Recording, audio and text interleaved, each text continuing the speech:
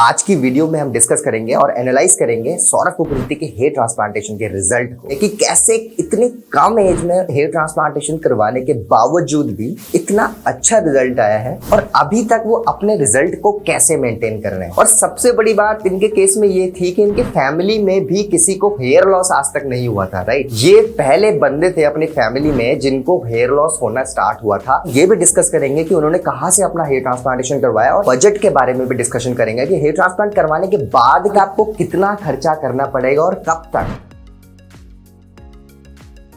Hey guys, welcome back to this channel. कैसे हैं आप सभी? उम्मीद करता हूं बहुत ही ज्यादा बेटर होंगे। आज की वीडियो थोड़ी डिफरेंट होने वाली है। आज की वीडियो में हम डिस्कस करेंगे और एनालाइज करेंगे सौरभ कुलकर्णी के हेयर ट्रांसप्लांटेशन के रिजल्ट को। बेसिकली आज की वीडियो में हम उनके रिजल्ट को काफी करीब से एनालाइज करने की कोशिश करेंगे और जानने की कोशिश करेंगे कि कैसे इतनी कम एज में हेयर ट्रांसप्लांटेशन करवाने के बावजूद भी इतना अच्छा रिजल्ट आया है और अभी तक वो अपने रिजल्ट को कैसे मेंटेन कर रहे हैं। आज की वीडियो में रिजल्ट देखने के साथ साथ हम ये भी डिस्कस करेंगे कि उन्होंने कहां से अपना हेयर ट्रांसप्लांटेशन करवाया और आज की वीडियो में हम बजट के बारे में भी डिस्कशन करेंगे कि हेयर ट्रांसप्लांट करवाने के बाद आपको कितना खर्चा करना पड़ेगा और कब तक। इसीलिए आज की वीडियो काफी ज्यादा इंपॉर्टेंट होने वाली है। वीडियो को स्टार्टिंग से लेकर एंड तक आप जरूर देखिएगा। दोस्तों वीडियो की तरफ बढ़ते हैं, लेकिन सबसे पहले अगर आप अपना हेयर ट्रांसप्लांटेशन करवाना चाहते हो और आप कंफ्यूज हो आपको कितने ग्राफ लगेंगे, आपका ट्रांसप्लांटेशन में खर्चा कितना आएगा, आपको ट्रांसप्लांटेशन करवाना चाहिए भी कि नहीं और आप भी हेयर ट्रांसप्लांट से रिलेटेड इन्फॉर्मेशन सर्च कर रहे हो तो आप हमारी वेबसाइट www.besthairhelp.com पर विजिट कर सकते हो। वहां पे आपको ट्रांसप्लांट से रिलेटेड सारी की सारी इन्फॉर्मेशन मिल जाएगी और आप भी अपना ट्रांसप्लांटेशन 100% सक्सेसफुली करवा पाओगे, जैसे कि काफी लोग करवा चुके हैं। नीचे मैंने डिस्क्रिप्शन में लिंक दिया हुआ वेबसाइट का, आप वहां पे जाके हमसे कांटेक्ट कर सकते हो।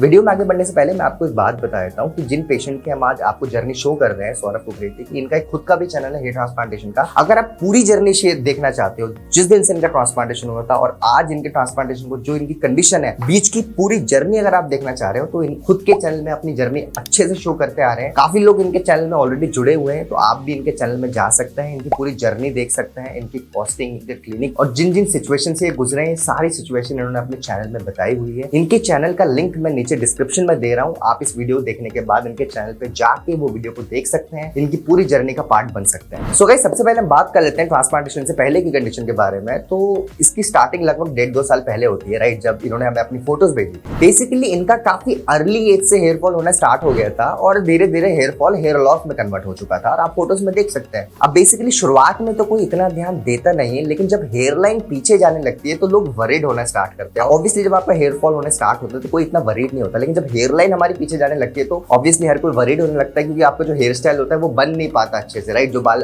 खड़े करते हैं या पीछे करते हैं तो वो अब नहीं हो पाता। और जब हेयर लाइन पीछे जाने लगती है ना तो काफी लोग आपको टोकना भी स्टार्ट कर देते हैं कि भाई अब तो तेरे बाल झड़ रहे हैं। राइट, मतलब हमें फिर लोग टोकना भी स्टार्ट कर देते हैं कि भाई बाल झड़ रहे हैं और लोग इस वजह से काफी वरीड होने लगते हैं। अब अगर हम पर्टिकुलरली इनकी बात करें तो देखिए इनका फ्रंटल हेयर लॉस हुआ है, फोटोज में देख सकते हैं, और काफी यंग थे जब इनका हेयर लॉस हो गया था। राइट, सबसे अच्छी बात इनकी कंडीशन में ये थी कि इनके एग्जिस्टिंग हेयर की क्वालिटी काफी ज्यादा अच्छी थी। राइट, इनके जो डोनर था और एग्जिस्टिंग हेयर तो बहुत ही ज्यादा वंडरफुल था और जब मैं इनसे फेस टू फेस भी मिला था तो मैंने इनका क्राउन भी देखा था, वो भी काफी ज्यादा डेंस था। तो इन शॉर्ट इनको सिर्फ फ्रंटल हेयर लाइन ट्रांसप्लांटेशन करवाना था और यंग एज में सबसे बड़ी प्रायोरिटी ही हमारी हेयर लाइन होती है, ताकि जो हम जितने भी हेयर स्टाइल है वो अच्छे से ताकि हम जितने भी जो हेयर स्टाइल है वो अच्छे से रख पाए और हमें कैप पहनने की जरूरत ना पड़े। और सबसे बड़ी बात इनके केस में ये थी कि इनके फैमिली में भी किसी को हेयर लॉस आज तक नहीं हुआ था। राइट, ये पहले बंदे थे अपनी फैमिली में जिनको हेयर लॉस होना स्टार्ट हुआ था, क्योंकि काफी लोगों को अभी भी ये लगता है कि अगर आपके फादर या आपके मदर साइड से हेयर लॉस प्रॉब्लम रही है तो आपको भी हेयर लॉस होगा, या फिर अगर आपके फादर के बाल बहुत अच्छे हैं, आपके दादाजी के बाल बहुत अच्छे थे, आपके मदर साइड के लोगों के बाल बहुत अच्छे थे तो आपको हेयर लॉस नहीं हो सकता, जबकि ऐसा नहीं होता। जी हाँ, in most of the cases जो आपका हेयर लॉस होता है वो आपके फादर या मदर साइड से आता है, लेकिन हमने ऐसे केसेस देखे हैं जहां पे दोनों साइड से कभी हेयर लॉस नहीं था लेकिन फिर भी हेयर लॉस हो गया। और इनके केस में भी एक बहुत बड़ा एग्जांपल है, इनके फादर साइड से भी किसी को हेयर लॉस नहीं था, मदर साइड से भी किसी को हेयर लॉस नहीं था। इसीलिए स्टार्टिंग में इनको ये लगा कि इनके बाल नॉर्मली झड़ रहे हैं, लेकिन जब हेयर लाइन पीछे जाने लगी तब इनको समझ में आया और डॉक्टर के साथ डिस्कशन हुआ तो बातें क्लियर हुई कि इनको मेल पैटर्न बॉल्डनेस ही है। अब देखिए, जब सौरभ ने हेयर ट्रांसप्लांटेशन करवाने का फाइनली डिसीजन लिया तो ऑब्वियसली जो सबसे बड़ा फैक्टर था और सबका यही रहता है वो था बजट का। राइट, क्योंकि मेरा ट्रांसप्लांटेशन में कितना बजट आएगा। ऑब्वियसली जब भी आप ट्रांसप्लांटेशन करवाने का डिसीजन लेते हो सबसे पहले आप यही सोचते हो, पहले तो आप नेट पे सर्च करते हो, ट्रांसप्लांटेशन के रिजल्ट देखते हो। दूसरा जो सबसे बड़ा कंसर्न होता है वो बजट का होता है, और ऑब्वियसली बजट एक बहुत बड़ा मेजर रोल प्ले करता है आपके हेयर ट्रांसप्लांटेशन में। तो इनका भी बजट का एक इशू था, राइट, बहुत ज्यादा बड़ा बजट था नहीं इनका ट्रांसप्लांटेशन का, बहुत अफोर्डेबल प्राइस में अच्छा ट्रांसप्लांटेशन करवाना चाह रहे थे। और ये दिल्ली में ऑलरेडी काफी क्लिनिक्स विजिट कर चुके थे, और कुछ क्लिनिक्स में ऐसे गए थे जहां पे इनका बजट सुन के इतने डिमोटिवेट हो गए कि उन्होंने प्लान ही ड्रॉप कर दिया था ट्रांसप्लांटेशन का। मतलब 2-3 क्लिनिक्स ऐसे थे जहां पे गए, कंसल्टेशन लिया, लेकिन जब इनको बजट बताया गया तो उन्होंने बोला भाई ट्रांसप्लांटेशन तो मैं नहीं करवा सकता, ये जो प्लान था ये ड्रॉप ही करने का सोचा था इन्होंने, राइट। इन्होंने बोला जिंदगी भर कैप पहन लूंगा लेकिन ट्रांसप्लांटेशन मैं नहीं करवा पाऊंगा, क्योंकि 3 लाख 4 लाख किसी बैचलर के लिए अफोर्ड करना बहुत मुश्किल वाली बात है, राइट। बट फाइनली इन्होंने एक दिल्ली के एक बहुत ही अच्छी क्लिनिक में अपना हेयर ट्रांसप्लांटेशन करवाने का डिसीजन लिया, राइट, और इन्होंने ट्रांसप्लांटेशन भी करवाया। कॉस्टिंग में आगे जाके वीडियो में आपको बताता हूँ, और आप देख सकते हैं ट्रांसप्लांटेशन के बाद बहुत ही अच्छी तरीके से इनका ट्रांसप्लांटेशन हुआ, फ्रंटल हेयरलाइन इनकी बनाई गई, राइट। इनका हेयर ट्रांसप्लांटेशन FUE टेक्निक से हुआ था, जैसे कि आप जानते हैं आजकल मार्केट में काफी ज्यादा टेक्निक्स अवेलेबल है, लेकिन इनका ट्रांसप्लांटेशन सिंपल FUE टेक्निक से हुआ था। अब देखिए इनका जो कंसर्न था, ये टेम्पल्स भी अपने क्रिएट करवाना चाह रहे थे, राइट। ये चाह रहे थे कि मेरे टेम्पल्स बहुत एग्रेसिव बना दिए जाए। टेम्पल क्रिएशन हुआ लेकिन बहुत ज्यादा एग्रेसिव नहीं किया गया, क्योंकि ये हेयरलाइन भी ज्यादा नीचे जा रहे थे, राइट। लेकिन इनकी हेयरलाइन प्रॉपर इनके फेशियल स्ट्रक्चर और इनके एज ग्रुप को देख के ही बनाएगी, ताकि ऐसा ना हो कि बाद में हेयरलाइन ज्यादा नीचे कर दी और रिजल्ट बहुत आर्टिफिशियल आए। तो इसीलिए हेयरलाइन इनकी ज्यादा नीचे नहीं बनाएगी, फेशियल स्ट्रक्चर को देख के बनाएगी। और एक्चुअली जब इनका ट्रांसप्लांटेशन हुआ तो ये वरीड भी थे कि मेरी एक साइड की डेंसिटी थोड़ी कम लग रही है, मुझे दूसरी साइड की राइट की डेंसिटी लेफ्ट से थोड़ी कम लग रही थी, लेकिन ऐसा नहीं था, राइट। कभी भी देखना जब डॉक्टर आपका ट्रांसप्लांटेशन करते हैं तो बिल्कुल इवन डेंसिटी नहीं देते, राइट। अगर आपको कभी ऐसा लगे कि मेरे एक साइड की डेंसिटी थोड़ी सी कम है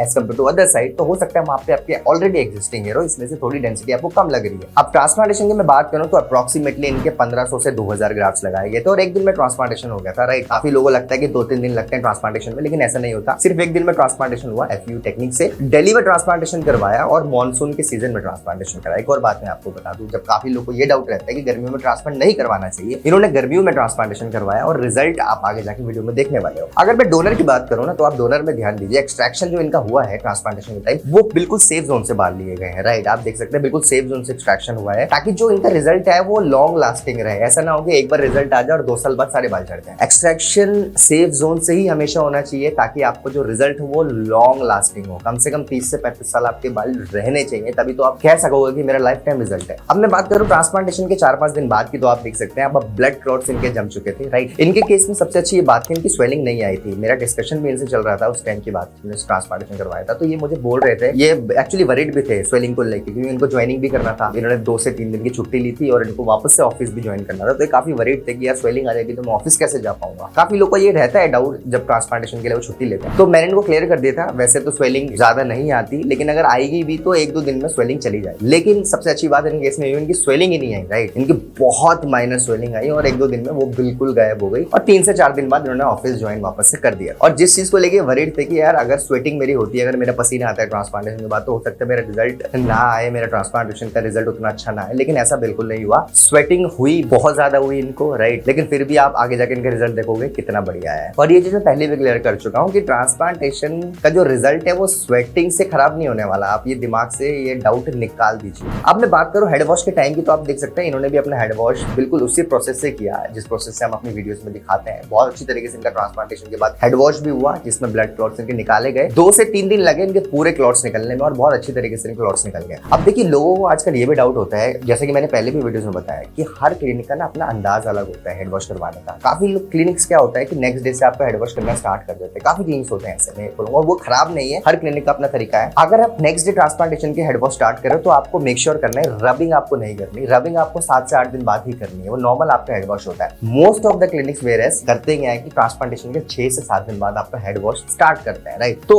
आपका क्लिनिक पे डिपेंड करता है कि आप जिस क्लिनिक से ट्रांसप्लांटेशन करवाओ उनका हेड वॉश का टेक्निक क्या है, राइट। मैं हमेशा बोलता हूँ आपको किसी वीडियो को देख के अपना हेड वॉश नहीं करना है, जैसे डॉक्टर ने आपको बोला है ना उस तरीके से आपको हेड वॉश करना है, राइट। लेकिन कुछ क्लिनिक्स में अनफॉर्चुनेटली ऐसा भी होता है कि रिस्पॉन्स नहीं मिल पाता, तो पेशेंट कंफ्यूज होने लगता है कि मुझे हेड वॉश कब और कैसे करना है। तो उनके लिए हम वीडियोस बनाते हैं हेड वॉश की, कि अगर आपकी क्लिनिक से कोई रिस्पॉन्स नहीं मिल रहा है तो आप इन वीडियोस को देख के अपना हेड वॉश करिए। और अब बात करते हैं सबसे बड़ी गलती की जो सौरभ ने करी, ऑल्दो उनको बाय गॉड ग्रेस को साइड इफेक्ट नहीं हुआ, लेकिन वो बहुत बड़ी गलती उन्होंने ये करी थी कि इन्होंने ट्रांसप्लांटेशन के 3 से 4 दिन बाद ही जॉगिंग स्टार्ट कर दी थी, रनिंग स्टार्ट कर दी थी, जो कि बिल्कुल मना होता है। कम से कम 15 से 20 दिन तक आपको रनिंग नहीं करनी, कार्डियो नहीं करना। लेकिन आई डोंट नो व्हाई, इन्होंने क्यों इतनी जल्दी रनिंग स्टार्ट कर दी थी। पहले तो मैं खुद वरीड था इनके लिए कि डॉक्टर भी वरीड हो गए थे जब उन्होंने बताया। लेकिन कभी आप ये गलती मत करना कि ट्रांसप्लांटेशन के 4-5 दिन बाद ही आप कार्डियो स्टार्ट कर दो, आप एक्सरसाइज करना स्टार्ट कर दो। इन्होंने सबसे बड़ी गलती ये करी थी, लेकिन फॉर्चुनेटली इनको कोई भी इसका साइड इफेक्ट नहीं हुआ। लेकिन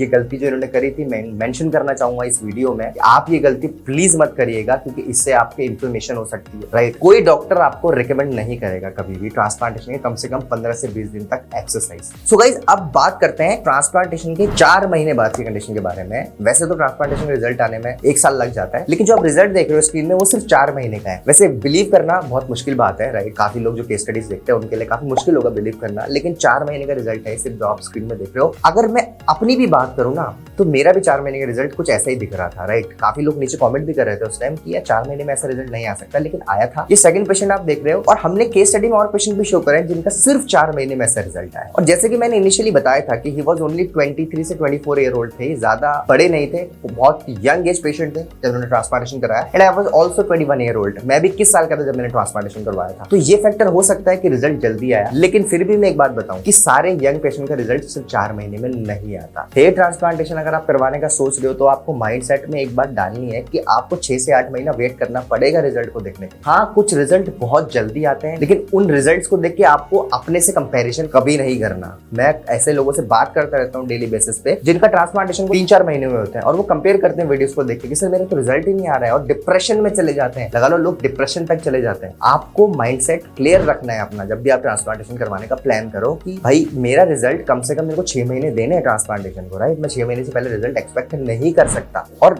आप देख सकते हैं 4 महीने में बहुत ही अच्छा रिजल्ट आया सौरभ का, सिर्फ 4 महीने था। और अभी मैं बता रहा हूँ अभी भी इनका रिजल्ट आना बाकी है, आगे जाके वीडियो में देखोगे। अब मैं बात करूँ पीआरपी ट्रीटमेंट के बारे में, तो उन्होंने शायद 1-2 पीआरपी ले ली थी 4 महीने तक। अब आप कुछ लोग बोलेंगे शायद पीआरपी ले ली थी 2, तो उस वजह से इनका रिजल्ट जल्दी आया। तो मैं अपने केस के बारे में बताऊं तो मैंने तो कोई भी पीआरपी नहीं ली थी ट्रांसप्लांटेशन के बाद, फिर भी मेरा 4 महीने में इतना अच्छा रिजल्ट आ गया था। तो देखिए ये सब बॉडी टू बॉडी रिस्पॉन्स होता है, राइट। काफी लोगों का बहुत जल्दी रिजल्ट आता है, काफी लोगों का थोड़ा लेट आता है, क्योंकि वो भी नॉर्मल है। लेकिन सबसे बड़ी चीज जो मैटर करती है वो है फाइनल रिजल्ट। 1 साल बाद आपका क्या रिजल्ट रहता है, सबसे बड़ा फैक्टर वही है। आपका रिजल्ट स्लो जरूर आए, लेकिन रिजल्ट आना जरूर चाहिए, राइट। सबसे बड़ा फैक्टर यही होता है। अब मैं अगर बात करूं ट्रांसप्लांटेशन के 6 महीने बाद की कंडीशन के बारे में, तो आप अब स्क्रीन पे इनका रिजल्ट देख सकते हैं जो कि सिर्फ 6 महीने का है। अब देखिए जो हेयर ट्रांसप्लांटेशन का रिजल्ट है ना, वो आता ही 6 से 10 महीने है यार, 1 साल तक लग जाता है। लेकिन अभी भी मैं बता रहा हूँ जो आप रिजल्ट देख रहे हो वो भी सिर्फ 50 to 60% है। इनका अभी भी 30 से 40% डेंसिटी आना बाकी था। और जिसका भी 6 महीने में ऐसा रिजल्ट आता है ना, आप माइंडसेट बना लो, आप अभी भी आपका 20 से 30% रिजल्ट और आएगा। काफी लोगों को हो सकता है ये भी लग रहा होगा वीडियो को देख के इनका फाइनल रिजल्ट है, तो मैं उनको बता दूं ये फाइनल रिजल्ट नहीं था। अगर आप फाइनल रिजल्ट देखना चाह रहे हो तो आप इनके चैनल पे जाओ, आप सर्च करो यूट्यूब पे सौरभ कुकरेती, इनके चैनल पे जाओ, इन्होंने पूरा रिजल्ट दिखाया हुआ है, राइट। पूरी डिटेल्स शो करिए, पूरी जर्नी शो करिए स्टार्टिंग से लेकर एंड तक, आप उसमें जाके देख सकते हैं इनकी पूरी जर्नी। लेकिन ये जो रिजल्ट आप 6 महीने का देख रहे हैं, ये बहुत ही वंडरफुल रिजल्ट है। मतलब 6 महीने बहुत सरप्राइजिंग ये रिजल्ट है 6 महीने के हिसाब से। मेरा भी रिजल्ट 6 महीने में हो सकता है इससे भी ज्यादा बढ़िया था। तो ये कुछ केसेस ऐसे होते हैं ट्रांसप्लांटेशन को लेके जो होते बहुत अच्छे हैं, लेकिन इनको कभी कंपेयर नहीं करना चाहिए अपने केसेस से, राइट। आपको अपने ट्रांसप्लांटेशन को कभी कंपेयर नहीं करना दूसरे ट्रांसप्लांट के रिजल्ट से। कंपेरिजन करोगे तो हो सकता है आप डिमोटिवेट हो जाओ, राइट, और आप नेगेटिव मूड में भी जा सकते हो, जो कि नहीं जाना चाहिए। तो चलिए बात कर लेते हैं इंपॉर्टेंट टॉपिक्स के बारे में, जो कि सबसे पहला है कि कैसे ये अपने एग्जिस्टिंग हेयर को मेंटेन कर रहे हैं। तो देखिए सिंपल सा फंडा है, जैसे कि मैंने आपको स्टार्टिंग में बताया था इनके एग्जिस्टिंग हेयर काफी अच्छे थे, और इनका जो हेयर लॉस का जो पैटर्न था वो मेल पैटर्न बोलने से बहुत स्लोली प्रोग्रेस पे था, राइट। तो इनका हेयर फॉल अभी भी एग्जिस्टिंग हेयर में हो रहा है, जो कि मैं आपको बता रहा हूँ, मेरी इनसे बात होती रहती है। एग्जिस्टिंग हेयर फॉल इनका होता है जो कि टोटल नॉर्मल है। अभी ये फिनिस्ट्राइड पीआरपी वगैरह कुछ भी नहीं ले रहे हैं, राइट, कोई मल्टीविटामिन टैबलेट्स भी नहीं ले रहे हैं, फिर भी इनके एग्जिस्टिंग हेयर मेंटेन्ड है। लेकिन मैं एक और बात बताता हूँ, फ्यूचर में इनके एग्जिस्टिंग हेयर जरूर झड़ेंगे, आज नहीं तो 10 साल से 15 साल बाद झड़ेंगे, लेकिन झड़ेंगे जरूर। दिखने में रिजल्ट काफी अच्छा लग रहा है, नो डाउट बहुत अच्छा रिजल्ट है, लेकिन एग्जिस्टिंग हेयर अभी इनके बहुत अच्छे तरीके से मेंटेन्ड है, लेकिन फ्यूचर इनके एग्जिस्टिंग हेयर भी थोड़े धीरे धीरे करके झड़ेंगे, जो कि टोटली नॉर्मल है, राइट। मैं हमेशा बोलता हूँ एग्जिस्टिंग हेयर झड़ते हैं, आपके 10 साल बाद झड़े, 20 साल बाद झड़े, लेकिन झड़ेंगे जरूर। और दूसरा पॉइंट कि कैसे इन्होंने इतने अफोर्डेबल प्राइस में अपना हेयर ट्रांसप्लांटेशन करवाया, वो भी दिल्ली जैसी जगह। तो देखिए सबसे पहले मैं कॉस्टिंग के बारे में बात करता हूँ, तो इनका ट्रांसप्लांटेशन में कॉस्टिंग लगभग 20 से 25 रुपए पर ग्राफ्ट आई थी, जो कि बहुत अफोर्डेबल है। मैं दिल्ली की बात करूँ, क्योंकि दिल्ली में ट्रांसप्लांटेशन लगभग 80-100 रुपए पर ग्राफ्ट तक भी जाता है। लेकिन अगर आप अफोर्डेबिलिटी की बात करो तो दिल्ली में ऐसे क्लिनिक्स हैं जो 20-30 रुपए में बहुत अच्छा ट्रांसप्लांटेशन करके देते हैं, और इनका केस एक परफेक्ट एग्जाम्पल है उस हेयर ट्रांसप्लांटेशन का। और कैसे इन्होंने क्लिनिक चूज किया, तो बहुत सिंपल फंड है, आप क्लिनिक विजिट करिए, राइट। आप एक क्लिनिक में जाके फाइनल मत करो, आप क्लिनिक विजिट करो। इन्होंने हमें भी कॉन्टैक्ट किया था बेस्ट हेल्थ में भी, राइट, और ये मेरे नोन में भी थे। तो प्रॉपर इन्होंने क्लिनिक्स विजिट किए, डॉक्टर से face to face consultation consultation लिया, क्लिनिक्स के रिजल्ट चेक किए। आज की डेट में केस बहुत सिंपल है, लोग वीडियो देखते हैं, ट्राई करते हैं, रिजल्ट पसंद आया, जाके ट्रांसप्लांटेशन करवा लेते हैं। लेकिन पहले ऐसा नहीं था, पहले यूट्यूब पे इतने रिजल्ट्स मौजूद नहीं थे, तो लोग कंफ्यूज होने लगते थे सिर्फ नाम से ट्रांसप्लांटेशन करवाएं कि नहीं। तो आप जाओ क्लिनिक विजिट करो, क्लिनिक से रिजल्ट्स मंगवाओ, रिजल्ट्स अच्छे हैं तो आप अपना ट्रांसप्लांटेशन कराओ। और सबसे इंपॉर्टेंट बात, आप ट्रांसप्लांटेशन के बाद जो केयर है वो अच्छे से करो, राइट। सो गाइस, ये थी आज की वीडियो। उम्मीद करता हूँ वीडियो आपको पसंद आई होगी। अगर आपको आज की वीडियो पसंद आए तो हमारी वीडियो को लाइक करिए, अपने फ्रेंड्स के साथ ज्यादा से ज्यादा शेयर करिए। अगर आप फर्स्ट टाइम हमारे चैनल में आए तो चैनल को सब्सक्राइब कर दीजिए, क्योंकि आने वाले टाइम में बहुत सारी ऐसी वीडियोस आने वाले हैं जिनकी नोटिफिकेशन डायरेक्टली आपके फोन में पहुंच जाएगी। Thank you so much for watching guys.